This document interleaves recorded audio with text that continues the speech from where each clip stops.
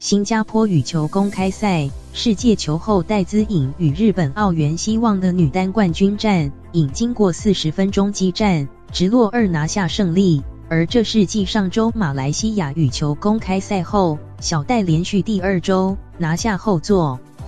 尤其13号4强赛上演逆转胜，也让外媒称赞小戴是真正球后。新加坡羽球公开赛，世界球后戴资颖出战世界第3的日本好手奥原希望，首局陷入苦战，但第2局稳住气势，频频把球送到线边，让日本女将奥原希望多次判断失误。一连串攻势，双方一度剩下1分之差，但小戴耐心以对，率先逼出冠军点。球评：哇，这1分直接拿下了！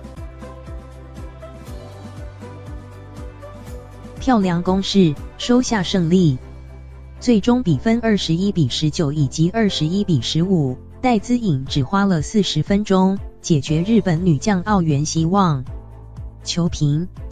奥原希望如果想要拿下好成绩，最大的敌人大概也是世界球后，戴资颖是其中一位啊。